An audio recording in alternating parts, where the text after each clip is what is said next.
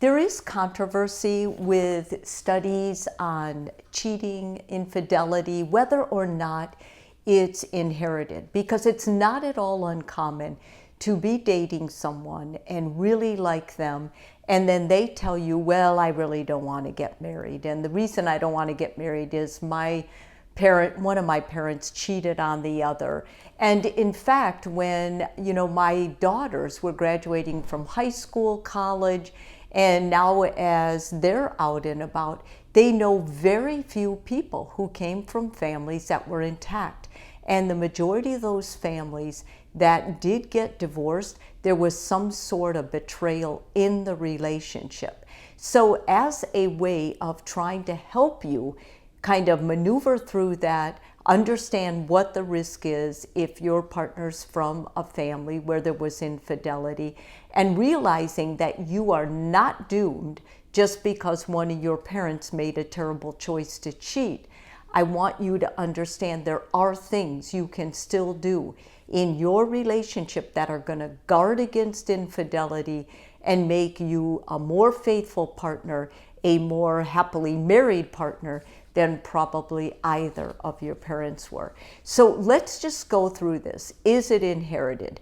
There is a genetic predisposition. They think, okay? With twin studies, about 40% of them share the genetic idea or code or whatever. And out of all the twins, 40% of them, when there was infidelity, also had the same infidelity in their life. So what that means for you is there may be a genetic predisposition, but we don't know why. Like, it could be other things, and I'm going to talk about these other things as well. There is a role of attachment in the environment that you were raised in. One of your parents may have been a stable attacher. The other one could have been an anxious or an avoidant, and they kind of turn everything upside down. Like, if you're an anxious attacher, you're going to have more clinging patterns, and you're going to be more insecure when your partner's not there, more suspicious. And if you're avoidant, you're going to come together and then kind of push them apart. And as a child, you may have grown up in this thinking this was normal, and whether or not you never had cause of being an anxious or an avoidant attacher, you may have been mentored it so strongly, and because the environment responded to that, you may carry that with you into your relationships now. There's a personality and impulsivity. People who are more likely to be unfaithful are more impulsive as well. And they also are always looking. They like being noticed. They need attention. They can be charming. They can be flirters. People are attracted to them.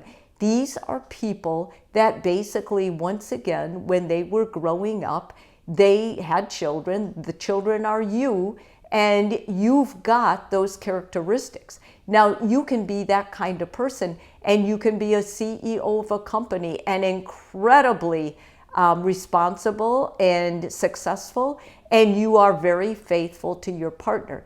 It's what you choose to do with it. But it does help if you understand where it's coming from and how this kind of behavior can be dangerous if you're not thinking clearly and if you don't have good boundaries. There's the nature, nurture, and choice. With all patterns of cheating, there is usually a pulse, a pause, and a time before you decide what you're going to do. And therefore, it's not a whim, it's a choice. So no matter how you grew up with environment, nature, what nurturance you got, there is always that pause where you have an opportunity to think clearly, okay, I remember what that felt like as a kid. I do not want to do that in my relationship now. And especially if you have children, that would be even more motivation for you to stay faithful and to have good communication style with your partner so the two of you could work things out. And so what this means for my clients basically, if there's infidelity, we do go back. We do explore the past of our parents because it's important.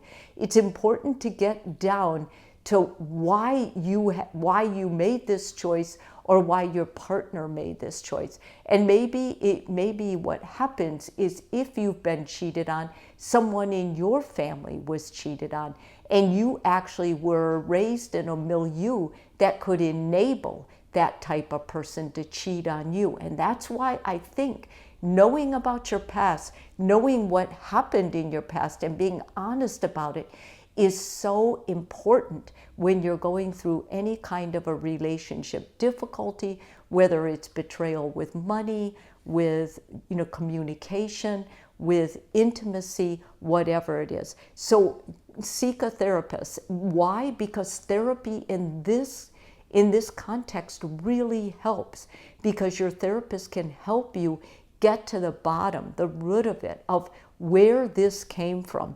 And I think building secure attachments, it's so important when a therapist is able to say, okay, well, I can see that you have a little bit of an avoidant attachment. Let's work on things. Let's re-script you so that you can take a stance that's going to help you be more of a stable attacher. In the past, you may have needed to run away from intimacy. Maybe now you can stand still and accept it. Exploring family of origin stuff. That's what therapists do. They're very good at it.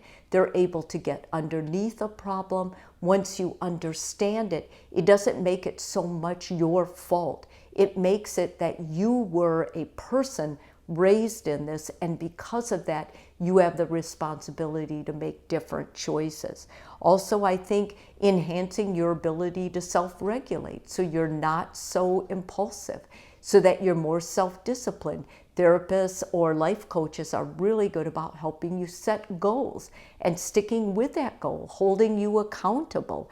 And lastly, just clarifying your values. If you value a healthy, stable home life, a healthy, stable marriage where you know this is your person and that person has your back at all times, then going to therapy and getting help with that, and having the therapist help you set boundaries that are going to take you to the next level of intimacy and secure your relationship. I don't know about you guys, but for me, that's extremely important. If this video is helpful for you, please subscribe. And if you're already a subscriber, thank you so much.